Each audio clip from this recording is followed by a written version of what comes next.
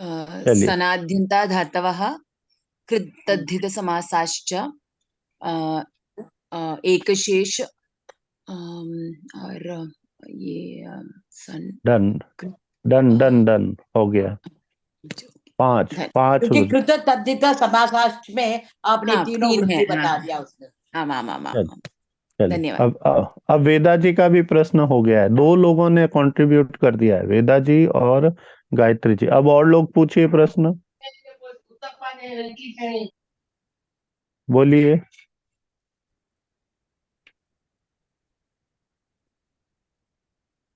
उपसर्जन संज्ञा का फल क्या होता है? जी, उपसर्जन संज्ञा, उपसर्जन संज्ञा का फल क्या होता है, बताइए जी। वेदा जी और गायत्री जी नहीं बताएंगे। उपसर्जनम पूर्वम, ये पूर्व निपात पर निपात प्रकरण में सूत्र आता है, तो उससे हम कहा पूर्व निपात और पर निपात कौन से शब्द का हो जाएगा, उसके पता चलता है कि उपसर्जनम शब्द पूर्व निपात में आता है। वो शब्द की जगह नीता जी बोलेंगे पद। हाँ जी, हाँ पद। जी, पद हाँ पद। हाँ जी। चलिए और पूछिए। अब नीता जी आप प्रश्न पूछिए। समासांत प्रत्यय करने वाले सूत्र कहाँ है, कहाँ से जी कहाँ तक? बोलिए जी। समासांताः कहाँ बैठा है ये 8 अष्टम अध्याय 5-4-68 5 4 8 5 4 68। और उसके समासांत। मतलब मुझे एक जॉइंट क्वेश्चन पूछना था, वो समासांत प्रत्यय करने वाले सूत्र कहाँ है, और वो जो अंत शब्द है, अंत शब्द का एक पर्यायवाची शब्द बताइए। हाँ, अंत का बताइए। बहुत सुंदर। अंत का मतलब क्या है समासांता में, माता जी ने दिया है, बोलिए। अंत। अरे जी, अब ये तो प्रश्न हमने 5 6 बार पूछा है, ऐसा अवयव। कैसे? अवयव। हाँ, अवयव। अरे आप लोग हेजिटेशन छोड़ के बोलना शुरू कीजिए। गलत बोलने का अधिकार है, पर नहीं बोलने का नहीं है। नहीं तो ये हेजिटेशन छूटेगा ही नहीं। चलिए अगला प्रश्न। अभी कौन कर, निशा जी प्रश्न कीजिए। अंत अवयव है। हाँ, अंत अवयव है। अवयव है। अवयव होने से क्या हो गया, अवयव होने से क्या हुआ ये बताइए। अव्ययात आप सुपा का सूत्र लगेगा। नहीं जी, नहीं, ये वो अवयव नहीं हो रहा है। अदंत हो गया ना। ये अवयव होने से क्या हो गया ये बताइए। क्या लाभ मिला, समासांता में अंत का अर्थ अवयव हो गया तो क्या? समास संज्ञा हो जाएगी के साथ अदंत ये हाँ, प्रत्यय। नहीं वो नहीं, वो जो आप अवयव समझ रहे हैं ना, अव्यय, अव्यय नहीं बोल रहे हैं, अवयव बोल। अदंत होता है क्या, अदंत? नहीं जी, नहीं जी, वो शिवकांत जी उसको ओवर एक स्टेप आगे की बात बोल गए। उससे जस्ट पहले की बात है, ये अवयव होने से क्या हो गया। उसको समास से संज्ञा हो जाती है, उसे मिलके ऊपर तत्त संज्ञा का ग्रहण करता है, वो है क्या? नहीं, जब समास संज्ञा होती है तो वो अवयव का भी ग्रहण होता है उसमें, हाँ तो समास उससे संज्ञा में। हाँ, ये बात सही है, शिवकांत जी और नीता जी की ये बात सही है। पर ये अवयव संज्ञा क्यों की गई यहाँ, समासांताः क्यों कहा गया, इसको अवयव क्यों कहा? हाँ बोलिए, कोई बोल रहे हैं। एक देश में होते हैं। हाँ, एक देश में होते हैं। और बताइए।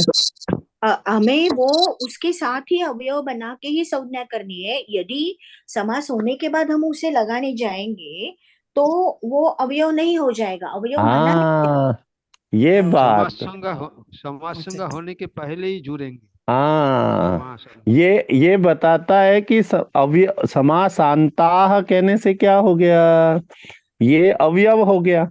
अवयव होने से ये बता दिया कि ये प्रक्रिया में कब ग्रहण होगा, तो ये प्रक्रिया के आरंभ में ही ग्रहण हो जाएगा। ये आरंभ में ग्रहण हो जाएगा।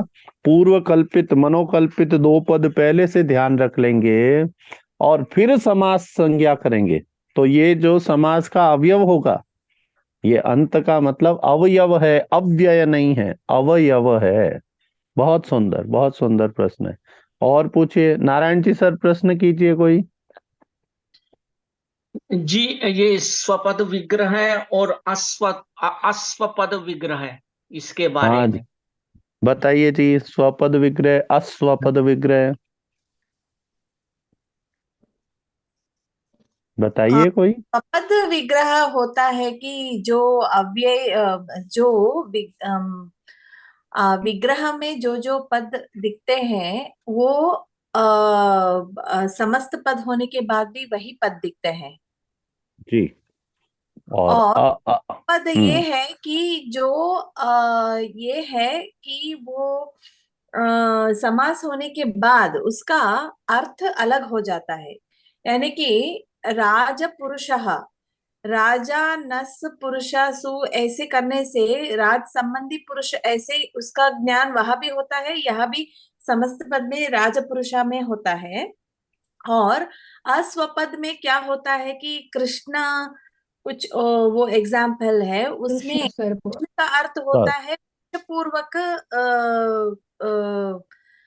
सर्प ऐसा होता है, उसका रंग से कोई संबंध नहीं होता है, इफ आई एम राइट।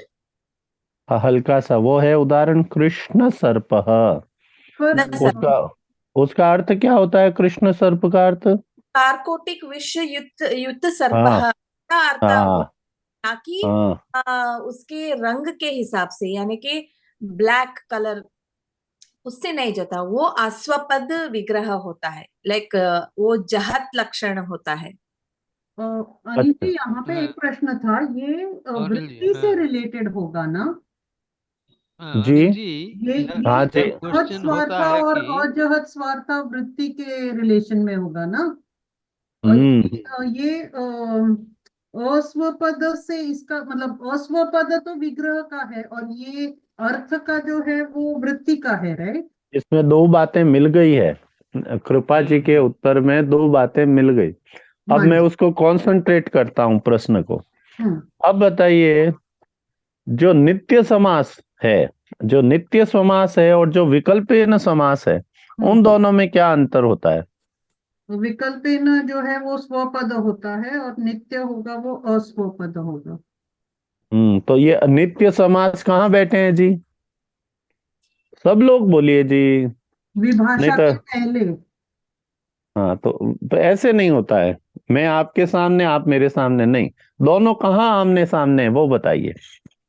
2-1-6 से लेकिन 2-1 हाँ, तक। हाँ तो ठीक है। शुभदा जी प्रश्न नहीं पूछेंगे तो कैसे होगा? अब प्रश्न पूछिए आप लोग। इस जो अजहत स्वार्थावृत्ति और जहत स्वार्थावृत्ति है, इसको लेके प्रश्न पूछिए अब, जिससे जो कृपा जी ने दो उत्तर मिलाए थे ना, वो दोनों अलग अलग क्लियर हो जाए। तो स्वपद विग्रह और अस्वपद विग्रह का फल कहाँ मिला अपने को? नित्य और वैकल्पिक समास में। तो जहत स्वार्थावृत्ति और अजहत स्वार्थावृत्ति, बताइए अब।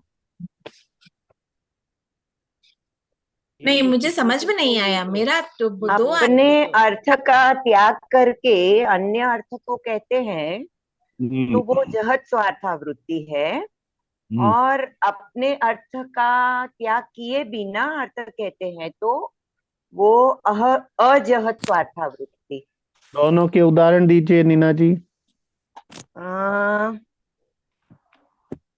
राज राज पुरुष और कृष्ण सर्प। हाँ, तो अब प्रश्न ये है, ये जो कृष्ण सर्प है ये कैसा समास है?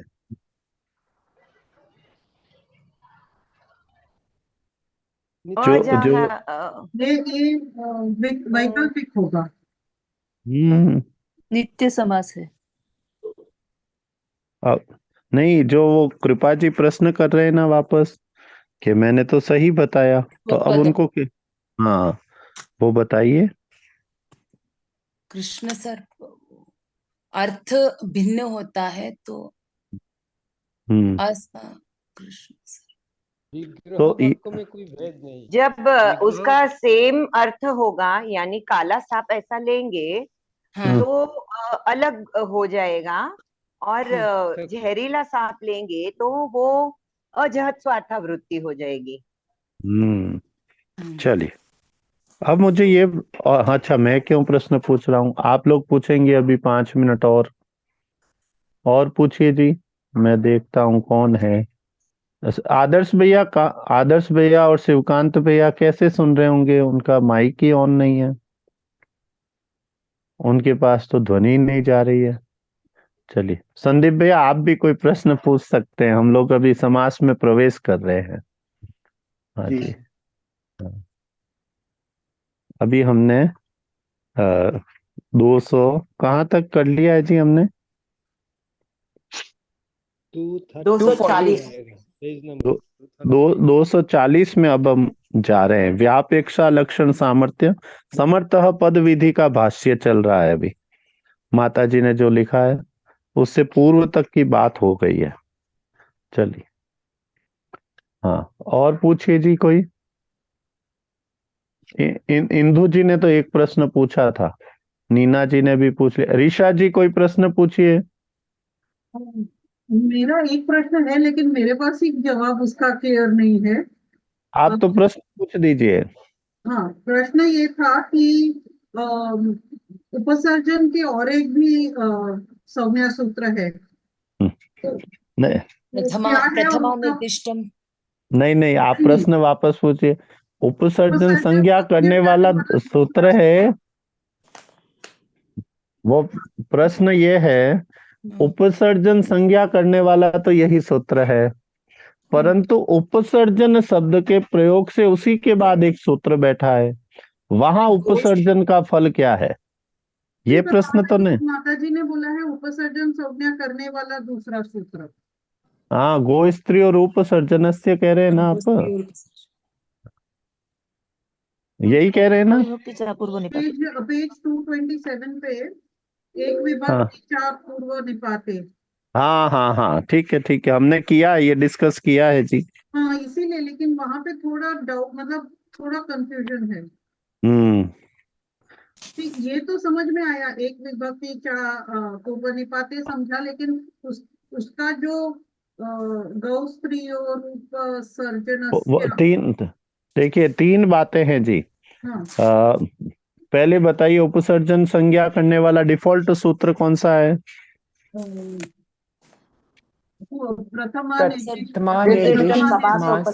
समास उपसर्जन। ठीक है ना, उसके ठीक नीचे एक सूत्र दिया है, एक विभक्तिक चा अपूर्व निपाते। ये कह रहे हैं जो नियत विभक्तिक शब्द होते हैं उनकी भी उपसर्जन संज्ञा होती है, क्योंकि ऊपर से प्रकरण क्या चला आ रहा है, उपसर्जन। ऊपर जो डिफॉल्ट उपसर्जन संज्ञा है वो हुई किसी के लिए, उपसर्जनम पूर्वम।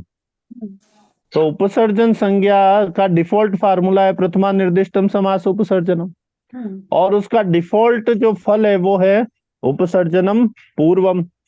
तो ये एक विभक्तिक चा पूर्व निपाते क्या कहा कि जहां नियत विभक्तिक जो शब्द होते हैं, जो नियत विभक्तिक, जिनकी विभक्ति एक ही रहती है, ऐसे जो नियत विभक्तिक शब्द हैं उनका क्या होता है, उनकी उपसर्जन संज्ञा तो होती है च से उपसर्जन संज्ञा, पर उसके बाद कह दिया अपूर्व निपाते, उनको उपसर्जन संज्ञा का फल नहीं मिलता है, अपूर्व निपाते। तो यहाँ पे ही वो डाउट आ रहा था कि जो कृष्ण बाद में वो षष्ठी को नहीं लगता है, उसकी वार्तिक है, तो राज्ञः पुरुष में राज्ञः को नहीं लगेगा, लेकिन जो कृष्ण सर्प किया था वहां पे कृष्ण सर्पम कृष्ण सर्पे न कुछ भी हो सकता है ना, तो वहां पे वही कृष्ण नॉट, मतलब वहां पे ये एक विभक्ति वाला क्यों नहीं लगेगा? नहीं, ये गलत हो, वहां अपन गलत इसको अप्लाई कर रहे हैं। ये नियत विभक्तित्व वाले अपन आगे देखने वाले हैं गायत्री जी। अच्छा, तो अभी दोनों को, हाँ दोनों को नहीं जोड़ना है जी। अच्छा, ठीक है ना, तो वो तीन क्यों जगह बाद में आएगा। वो अपन देखेंगे, है ना। ठीक। पर उसको इससे नहीं लिंक करना है ना। ओ, तो अब देखिए दूसरा एक प्रश्न ये है, जो गोस्त्री और उपसर्जनस्य में उपसर्जन प्रयुक्त हुआ है उसका फल क्या है? रस्व होता है। हाँ, का अनुवृत्ति का स्त्री अनुवृत्ति। वो और स्त्री शब्द में। ठीक है। हाँ। अब अगले अगले 4 मिनट अब आप लोग अनम्यूट रहिए। मैं कुछ बहुत तेजी से प्रश्न पूछूंगा, बहुत सरल पूछूंगा, आपको रटे हुए हैं पर मुझे उनके उत्तर चाहिए। अनम्यूट रहिए, जहां बैकग्राउंड साउंड नहीं है उनके अलावा सब अनम्यूट रहिए। चलिए शुरू से चलते हैं।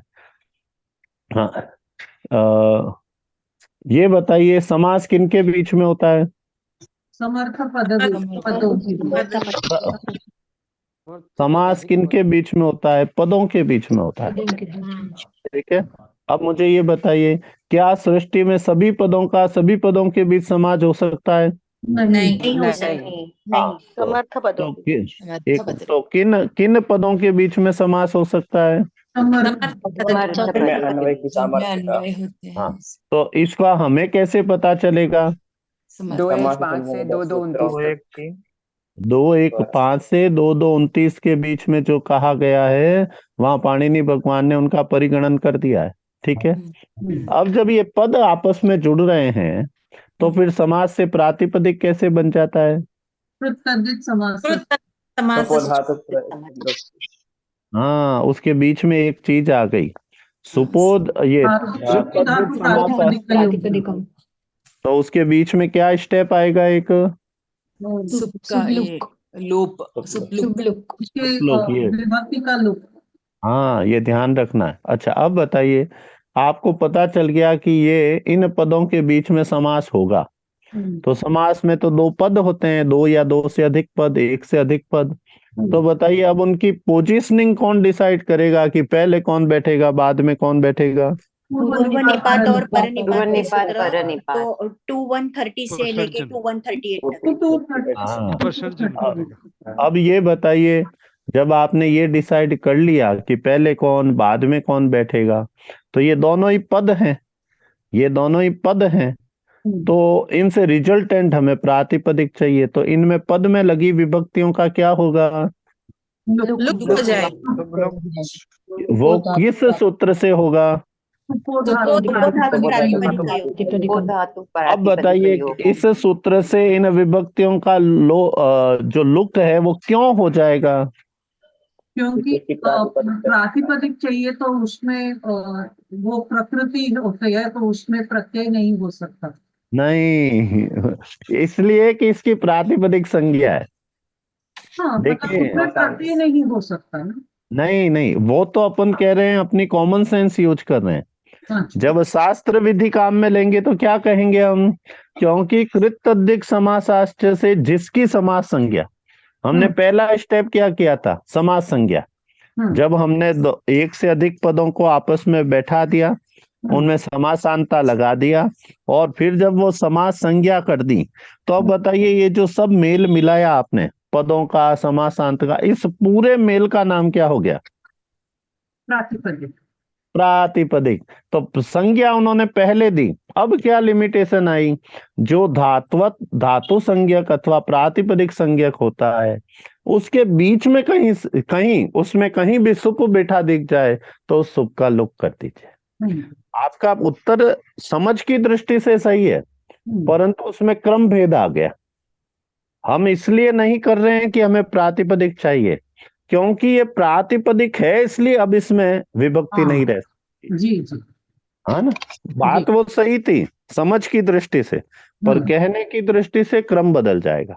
चलिए, अब अपन इस स्थिति में आ गए। अच्छा, ये बताइए, ये जो विग्रह वाक्य होता है ये कितनी तरह का होता है जी?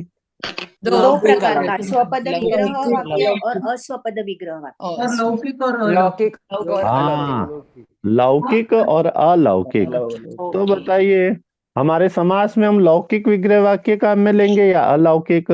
अलौकिक। अलौकिक विग्रह वाक्य काम में लेने से हमें क्या लाभ मिलेगा? अलौकिक विग्रह वाक्य में उपपद पद क्या है वो हो जाएगा। हमें नहीं, प्रत्यय नहीं, दिखेंगे सुपो तो धातु हम प्रातिपदिक है, उससे वो प्रातिपदिक लुप्त और हो सुपो जाएगा। धातु प्रातिपदिक का लोप कर हाँ सकते हम हैं। लोप कर सकते हैं। हाँ, इसमें प्रकृति और प्रत्यय मुक्त अवस्था में दिखने लग जाएंगे, जी। तो फिर हमारे लिए आसानी हो जाएगी जी। ठीक है ना। चलिए, अब आपने ये कर दिया, अब मुझे बताइए ये प्रातिपदिक बनेगा ना अपना कृत तद्धित समासाष्ट से इतनी प्रक्रिया करके। तो ये जो प्रातिपदिक बनेगा, तो इससे पद बनाने के लिए क्या लगाना पड़ेगा? समासांतर। अरे नहीं जी, नहीं प्रत्यय लगानी पड़ेगी। प्रत्यय सुप्रत्यय। अब बताइए जब सुप प्रत्यय आपको लगाना है तो सुप प्रत्यय कितनी तरह का होता है जी? 21 तरह का होता है। 21 तरह का। अच्छा, 21 तरह का। ओके। ऐसे इन्हें 21 तरह के प्रत्ययों के कितने विभाग करते हैं, कितनी कॉलम कितनी रो करते हैं? कॉलम 7 रो। सर्वनाम और सर्वनाम। सर्वनाम स्थानम और सर्वनाम स्थानम। अब मुझे ये बताइए, आपने 7 into 3 में इनको डिवाइड कर दिया, डिवाइड, ये 21 तरह के हैं। अब आपका जो प्रातिपदिक बना है उससे कौन सी विभक्ति लगाएंगे? तू लगाएंगे, विभक्तिगंतम तू पदम लगाएंगे प्रातिपदिक, जो प्रातिपदिक मिलता है उससे नहीं, पहले कारक के अनुसार उसपे वो कारक के लगेगा ना अनुसार लगेगा। विभक्ति। तो मुझे ये बताइए ना कि उसके वचन का और लिंग का निर्धारण कैसे करेंगे, मैं ये प्रश्न पूछ 2 रहा हूँ। 4 1 से तो 2 2 4 के 4 उसमें 1 और सूत्र है, 2 उसके 4 अनुसार 21 होगा। तक समास के लिंग वचन निर्णय करने वाले जो सूत्र है उससे करेंगे। वो है ना सूत्र बहुषु बहुवचनम और द्वयोर द्विवचन वचन। हाँ, पर नहीं, वो तो आएगा संदीप भैया, पर इसके लिए स्पेसिफिकली बता दिया गया है। तो जो 2 4 है, उस 2 4 के पहले 15 तो हमें क्या बताएंगे? पहले 15 वचन वचन और फिर 16 से लेकर आगे 32 या 33। लिंग। हाँ, लिंग है ना, लिंग वचन। अच्छा, जो अभी संदीप भैया ने बोला कि द्वैकयो द्विवचन एक वचने और बहुषु बहुवचनम, ये सूत्र का इस विभक्ति में कोई प्रयोग है? वो बताइए, क्या प्रयोग है? संख्या एक को, वचन और विवक्षा द्विवचन। में कौन से वचन? संख्या को धोतित करेंगे। देखिए, ये नहीं, बहुत तद्राज में किया था वो बहु। नहीं, इसका बेसिक समझिए। जहां सुप आता है ना, जहां आपको कह दिया कि कर्म संज्ञा हो गई, तो अब बताइए कर्म संज्ञा हो गई तो आपको उसमें विभक्ति कौन सी मिलेगी? कर्मणि द्वितीया। अब उसने जब कर्मणि द्वितीया कहा तो कर्मणि द्वितीया एक वचन द्विवचन बहुवचन कहा क्या? नहीं, वो कहाँ से अर्थ लाएंगे? वो अर्थ लाने के लिए हमेशा ये 2 सूत्र साथ में पढ़े जाएंगे। तो बहुषु बहुवचनम द्वेकयोर द्विवचनैक वचने, इनके कारण विभक्ति में वचन डिसाइड होता है। और हमें छूट क्या मिलती है? आपको द्वितीया कह दिया तो उसमें 3 ऑप्शन मिल जाते हैं। वो 3 ऑप्शन कहाँ से आते हैं? इनसे आते हैं, इनका सूत्र है ना। और समास प्रक्रिया में जो वचन और लिंग का निर्धारण करने वाले हैं वो कहाँ बैठे हैं? 2 4 में। ठीक है ना, यहाँ तक की बात। अच्छा, अब बताइए समास के फल क्या होते हैं? एक स्वर पद, एक स्वर, एक पद, एक और स्वर। समास। हाँ, एक पद बन गया सबसे पहले। एक पद बनते ही उसमें क्या हुआ? एक स्वर, एक स्वर, एक अर्थ समास और बन एक गया ना, स्वर। समस्त पद। एक पद, एक अर्थ और एक स्वर। इसका क्रम क्या रहेगा? अर्थ अंत में बैठा है, अर्थ अंत में बैठा है। एक पद, एक स्वर और एक अर्थ। एक अर्थ। यूं टिप्स पे अपने ये सब बातें होनी चाहिए। ठीक है ना जी। तो अब अपन ने लगभग ये बातें देख ली और इनडायरेक्टली हमने, अरे माँ कहीं से आवाज आ रही है जी, तो इनडायरेक्टली एक और प्रकरण बच गया जी, जो मैं आपको नहीं पूछ पाया। दो प्रकरण बच गए। चारुलता माता जी। हाँ भैया करती हूँ। अरे मैं चाहता हूँ आप बोलें, पर आपका वो साउंड के कारण डिस्टरबेंस होता है माँ। चलिए, एक प्रकरण अपना रह गया। बताइए तो, क्या सब समास की समस्त विधियों में सुप विभक्तियों का लोप ही होता है, लुक ही होता है?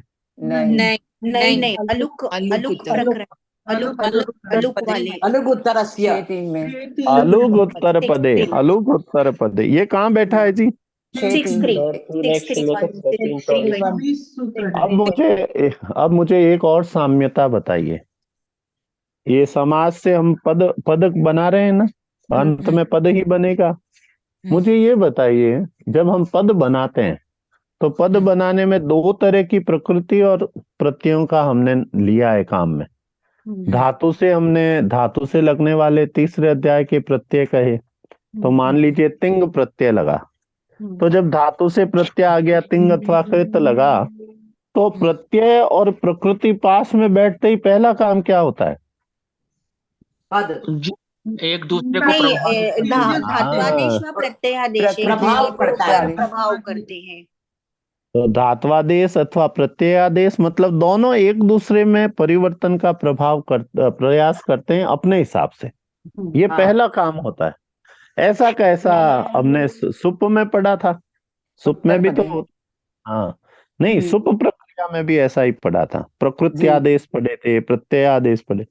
अब बताइए, समास में इसी प्रक्रिया के साम्यता में कौन सी प्रक्रिया होती है? उत्तर पद पर हो गए तो पूर्व पद में परिवर्तन आता है। 6-3 में है वो। 6-3 में 6-3 24 के बाद में जो प्रकरण बैठा है ना, वो सारा प्रकरण। अब हमने एक बार सारा कुछ देख लिया है, तो अब हम वापस आगे बढ़ने के लिए तैयार हैं।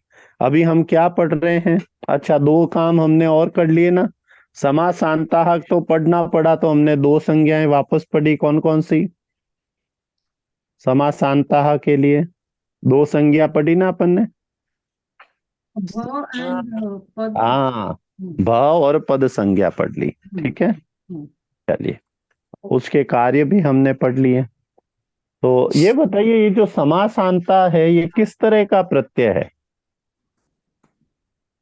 ये तद्धित प्रत्यय है। ये तद्धित प्रत्यय है, ये ध्यान रखना है अपने को। इस कारण जो तद्धित प्रक्रिया में अपन पढ़ रहे हैं ना, नस तद्धित है, यस्येति च और गुण, वो सब इसमें भी लग जाएंगे, ठीक है ना, वो सारे सूत्र। चलिए जी, अब अपन जो पढ़ रहे हैं वो बहुत महत्वपूर्ण विषय है और थोड़ा सा क्लिष्ट भी है, क्योंकि समर्थः पद विधि में जो माताजी हमें बहुत विस्तार से बता रहे हैं, उसमें हमने सबसे पहले क्या देखा? समर्थः पद विधि माताजी पूरा खोल के बता रहे हैं। समर्थ पद, एक एक पद कृत्य को बता रहे हैं। फिर देखिएगा विशेषता, माताजी ये भी बताएंगे कि यह सूत्र जो है कैसा है। सूत्र कितने प्रकार के होते हैं जी? 6, ठीक है ना। हाँ, कौन कौन से होते हैं जी? परिभाषा सूत्र, अधिकार सूत्र, विधि सूत्र, संज्ञा सूत्र, विधि सूत्र, नियम सूत्र, अतिदेश ठीक है जी। उसमें से ये जो समर्थः पद विधि है, ये अधिकार सूत्र है अथवा परिभाषा सूत्र, इसकी भी विवेचना माताजी करेंगे। फिर माताजी क्या करेंगे? ये पद विधि है, समर्थः और पद विधि, इन दो पदों के बारे में भी बहुत विस्तार से बात करें। तो अभी माताजी ने हमें पहले बताया ये पद विधि। तो पद विधि कितने प्रकार की हो गई जी? हमने पढ़ लिया है, बताइए। पद विधि दो प्रकार के हो गए। दो प्रकार का बताया था, पदत्व संपादक विधि और पदोद्देशक विधि। संपादक विधि। अच्छा, तो पदत्व संपादक विधि कौन सी हो गई थी? पदत्व संपादक विधि। सूत्र से उत्तर दीजिए, सूत्र से उत्तर दीजिए। सुप्तिगंतम पदम। हाँ, वाह जी वाह। और पदोद्देश्यक विधि कौन सी हो गई? कृत तद्धित समासाश्च कृतधित समासाश्च तनाद्यन्ता धातु एक शिष्ट। पदोद्देश्यक विधि वो हो गई जहां हम पदों से व्यवहार कर रहे हैं। तो कृत में पदों से व्यवहार नहीं हो रहा है, ये ध्यान रखिए, है ना जी। कृत में जो हम कर रहे हैं, प्रातिपदिक बना रहे हैं और प्रकृति प्रत्यय को मिला के प्रातिपदिक बना रहे हैं। परंतु जो तद्धित में बात हो रही है, तद्धित में भी क्या होगा? प्रकृति से प्रत्यय लगेगा, पर जो प्रकृति होगी वो पद रूप में निरूपित होगी। वहां पद से कही जाएगी, है ना, तद्धित में। और समास में तो पदों का ही मेल करते हैं अपन, ठीक है ना जी। आगे जाके एक शेष में भी यही बात आने वाली है। तो अभी अपने को पता चल गई, दो बातें पता चल गई। पदोद्देश्यक पदों के व्यवहार से जो विधि की जा रही है, और पदत्व संपादक मतलब जहां हम पदों को बना रहे हैं, ठीक है जी। फिर हमने एक और बड़ा सामर्थ्य की वहां पर बात की। तो सामर्थ्य की बात की तो हमने क्या देखा कि व्यापेक्षा लक्षण सामर्थ्य देखा, और कौन सा देखा, एकार्थी भाव लक्षण सामर्थ्य। इनमें क्या अंतर होता है जी? व्यापेक्षा केवल वाक्य में ही होता है, हाँ, इसका व्यापेक्षा समास में कोई मतलब, रोल नहीं है। हाँ, इसमें बताइए जो व्यापेक्षा बना है ना, इसमें अपेक्षा क्या है?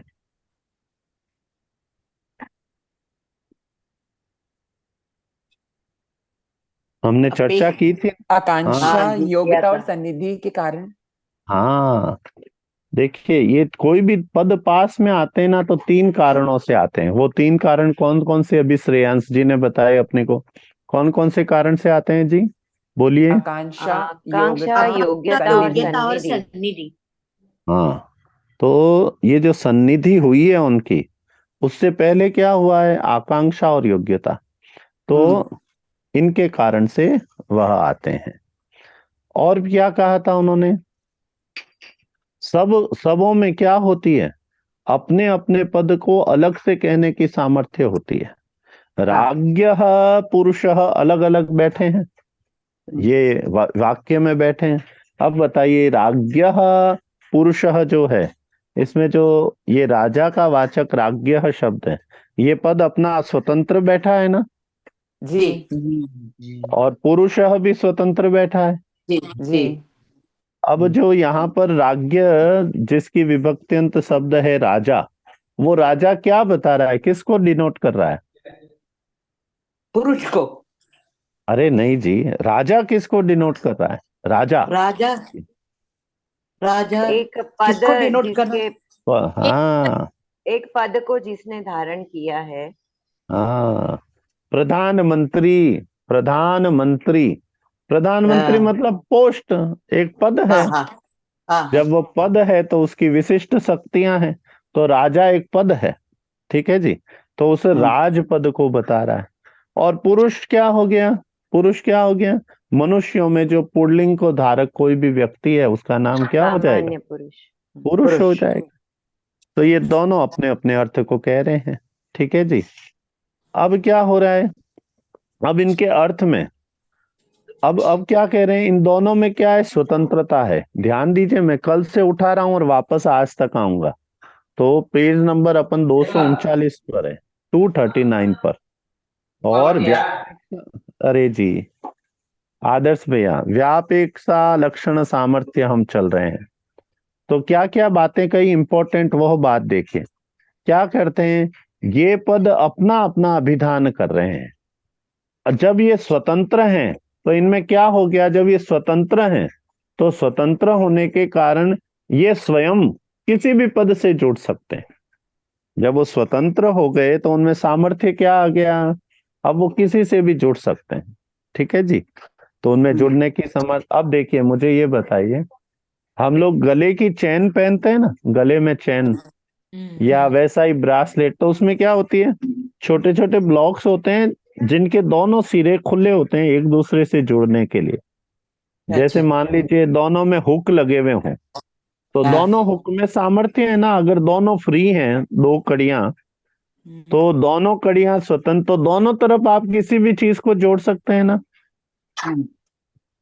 परंतु यदि मैं उन दोनों को आपस में जोड़ दूं तब उनकी स्वतंत्रता कैसी रह जाएगी, स्वतंत्रता खत्म हो जाएगी, एक देशीय हो जाएगी। अभी सर्वदेशीय है ना, अभी सर्वदेशीय है, अलग है। तो जब उनको जोड़ दिया तो अब वो एक देशीय सामर्थ्य आ गया उनमें। अब उनका आपने नुक्का कितना फ्री रखा, एक फ्री रखा जी, है ना, ये ध्यान रखिए। तो जब व्यापेक्षा लक्षण सामर्थ्य है तो दे उनका सर्वदेशीय स्वतंत्रता है वो जुड़ने की। तो अब क्या कहते हैं, इनके साथ किसी भी पद को जोड़ा या घटाया जा सकता है। इस वाक्य में कौन सा वाक्य है, राज्ञः पुरुषः, राज्ञः पद की पुरुषः पद से जुड़ सकने की योग्यता है, और पुरुष पद की राज्ञ पद से जुड़ने की योग्यता है। अतः इनका आपस में योग्यत्वेन अन्वय है। अपन ने कितनी बातें की थी? आकांक्षा, योग्यता और सन्निधि, तीन। तो इनमें योग्यता आ गई। हम इनमें और भी पद जोड़ सकते हैं। जैसे क्या कहा? राज्ञ पुरुषो अश्वश्च। हमने क्या कहा? इनके तो दोनों हुक खुले हैं जी, दोनों हुक खुले हैं, तो आप बढ़ाते रहिए। हम कैसे बनाते हैं? राम जाता है, अब बढ़ाना शुरू कीजिए। राम वन को जाता है, दूसरे ने कहा जी नहीं, मैं राम को वन नहीं भेजूंगा, मैं तो उनको राजमहल भेजूंगा, तो राम राजमहल जाता है। तीसरे ने कहा जी नहीं, मैं तो वशिष्ठ जी के आश्रम भेजूंगा। आप देखिए, तो हम स्वतंत्र हैं ना उससे, हम स्वतंत्र हैं, ये ध्यान रखिए। तो अब हम इनमें और भी पद जोड़ सकते हैं। तो राज्ञः पुरुषो अश्वश्च। अब राज्ञ का अनुभव योग्यत्वेन पुरुष और अश्व दोनों से हो गया। ये कैसी सामर्थ्य बताई थी उन्होंने जुड़ने की? ये कैसी? एक में योग्यता और हाँ, सन्निधि। न, एक में अनेक जुड़ रहे हैं। देखिए, एक राजा है, उसका अन्वय कितने से बताया जा रहा है? बहुतों से बताया जा रहा है। तो राज्ञः पुरुषो अश्वश्च, फिर क्या बता दिया? राज्ञः पुरुषो अश्वो गजश्च, बता दिया ना। तो एक राजा का अन्वय कितने से बता दिया? अनेकों से बता दिया। अब देखते हैं अनेक में एक का अवयव, राज्ञः पुरुषः। अब राज्ञः पुरुष को क्या कहा? राज्ञो देवदत्तस्य च पुरुषः, राज्ञो देवदत्तस्य च पुरुषः। अब देखिए क्या कह दिया? पुरुष का अन्वय राजा और देवदत्त दोनों से हो गया जी। पुरुष का अन्वय किसके साथ हो गया? राजा से भी और देवदत्त से भी। अब क्या कहते हैं? राज्ञो देवदत्तस्य यज्ञदत्तस्य च पुरुषः। अब ये पुरुष किसके साथ जुड़ गया? राज्ञ देवदत्त यज्ञदत्त।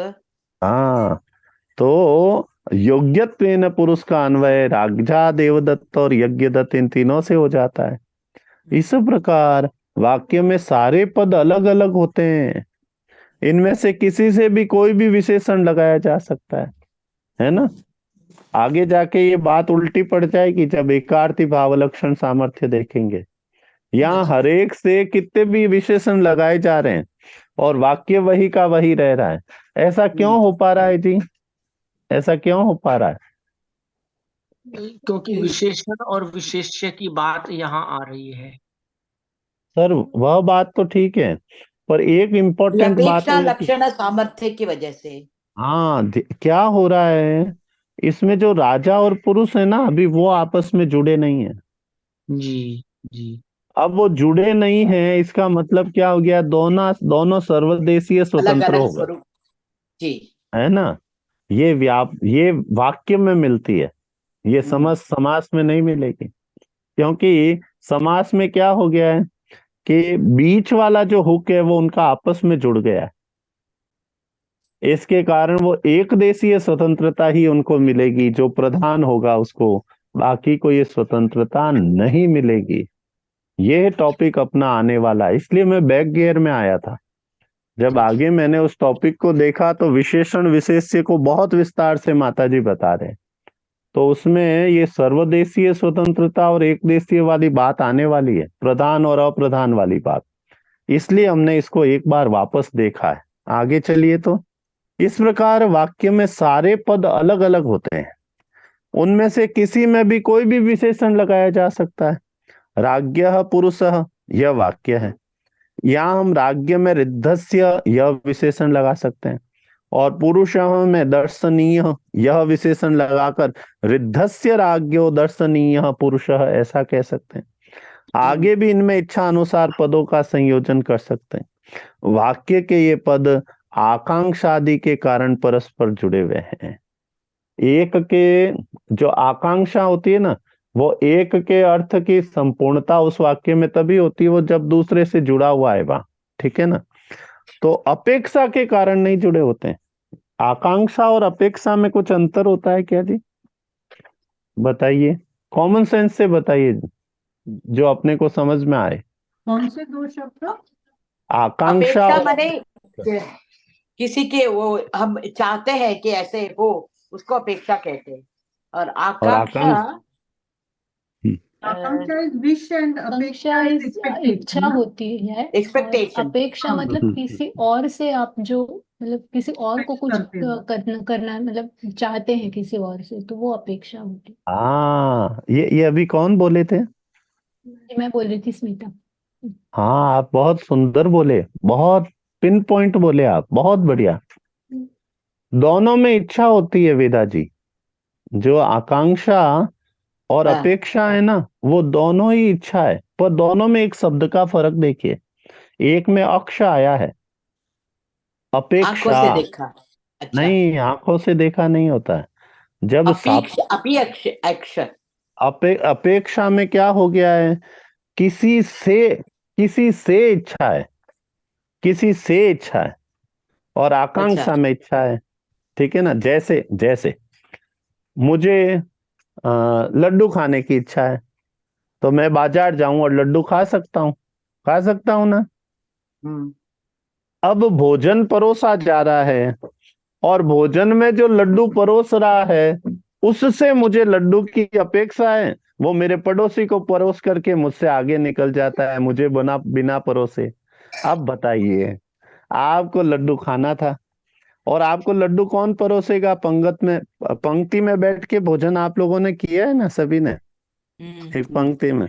तो जो परोसने वाला है, वो उसके हाथ में लड्डू का वो है, बड़ा सा पात्र। उसने आपके पड़ोस में पूछा, लड्डू परोसा, और आपको ओवरलुक करके चला गया, और आपको लड्डू चाहिए था। तो आपकी उस परोसने वाले से अपेक्षा है। आपको अपने पुत्र से, पुत्र को अपने पिता से अपेक्षा, जो इच्छा है, जो किसी और से कुछ प्राप्ति की इच्छा है, वो अपेक्षा है। और जो आकांक्षा है, वो स्वतंत्र है। ठीक है ना? तो इसका अर्थ ये हुआ आचार्य जी, अपेक्षा में पराधीनता है और हाँ। आकांक्षा में स्वाधीनता है। आकांक्षा में हम खुद ही इच्छा की जकड़न हमारे स्वयं में बांध रहे हैं, और अपेक्षा में किसी और से बांध रहे हैं। ठीक है जी। करेक्ट, बहुत परंतु अच्छा है। पद विधि में क्या हो जाएगा? पद विधि में दोनों पद आकांक्षा रखते हैं, इसका मतलब क्या हो गया? दोनों अपनी अपनी स्वतंत्रता है, कुछ भी चाहते हैं प्राप्त करें तो दोनों विशेषणों को प्राप्त कर सकते हैं। परंतु इसमें पद निरपेक्षता है। परंतु जो ही अपेक्षा आएगी, अपेक्षा आते ही आप निरपेक्ष नहीं रह सकते, क्योंकि अपेक्षा तो बना ही अक्ष से, सापेक्ष है वो, है ना? इसलिए जो अगली भूमिका बना रहे हैं माता जी, हमें एकार्थी भाव लक्षण में ले जाने की, उसकी भूमिका ये बनेगी। कौन से दो शब्द बनेंगे? आकांक्षा और अपेक्षा। कितने इंपॉर्टेंट कीवर्ड दिए हैं माता जी ने यहाँ। ठीक है जी।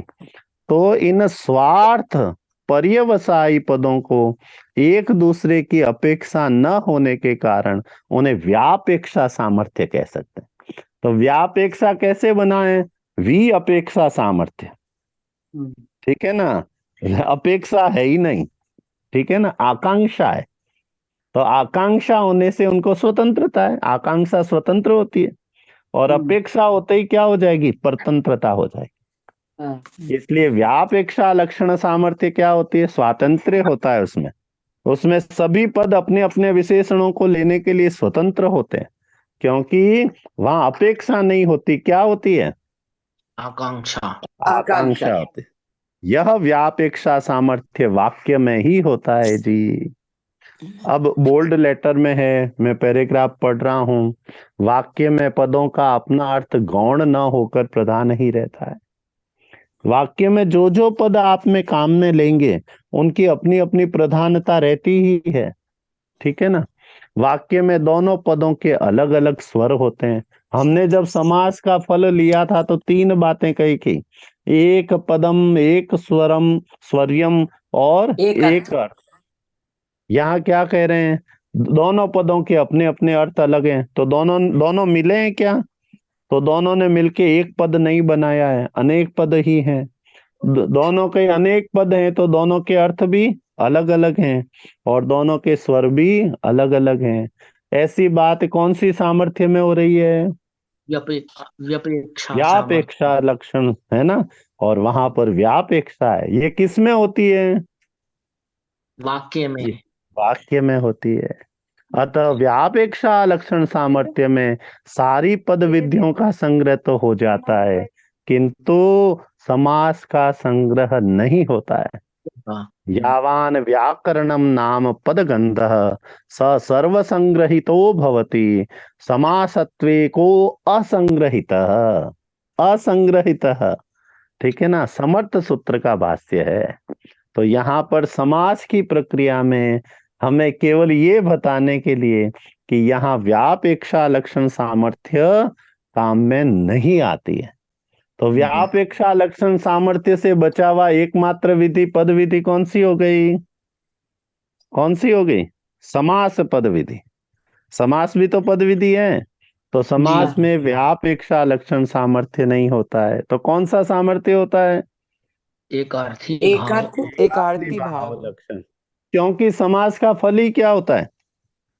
एक पदम एक स्वरम और एक, यहां से कल हम पढ़ेंगे। ठीक है जी। तो आज हमको थोड़ा सा रिवीजन करना पड़ा ताकि हम उस टोन में आ जाएं, और कल तक आज हमें नया ज्यादा पाठ नहीं मिला है। हमने 2 शब्द बहुत इंपॉर्टेंट पढ़े हैं। कौन कौन से पढ़े हैं जी? अपेक्षा और ये व्यापेक्षा, आकांक्षा। हमने पढ़े हैं आकांक्षा और अपेक्षा। कितने महत्वपूर्ण शब्द हैं। बहुत आकांक्षा, हाँ, आकांक्षा मतलब स्वतंत्रता। आपके हृदय में कोई भी आकांक्षा हो सकती है, परंतु यह आकांक्षा, यह इच्छा किसी दूसरे पर निर्भर हो गई। इस इच्छा की पूर्ति के लिए आप दूसरे पर निर्भर हो गए, तो आप में अपेक्षा आ गई। अपेक्षा।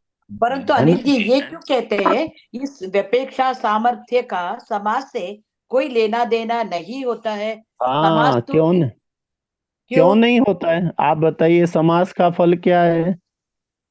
एक अर्थ, एक पद, एक वो है क्या बोलते हैं? तो एक से अधिक पद मिलके कितने अर्थ को कहेंगे?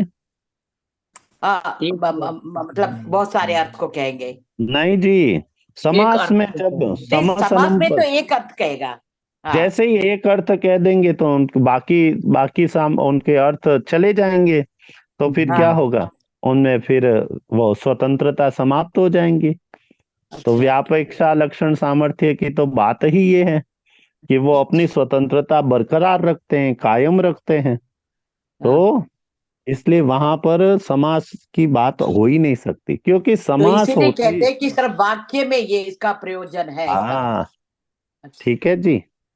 यहाँ से हम कल लगेंगे। मैं बहुत स्लो चल रहा हूँ, बार बार कहता हूँ, पर मुझे लगता है आपको मुझे ऐसे ही निभाना पड़ेगा। ठीक है जी, चलिए आगे कल नहीं, करेंगे। आपकी गति बिल्कुल बराबर है हम जैसे लोगों के लिए। जी, चलिए जी, आप सभी को बहुत बहुत धन्यवाद और प्रणाम। कल तद्धित में मिले। प्रणाम। धन्यवाद जी, नमस्कार। धन्यवाद, प्रणाम, धन्यवाद। धन्यवाद अनिल जी, प्रणाम। प्रणाम, धन्यवाद। हो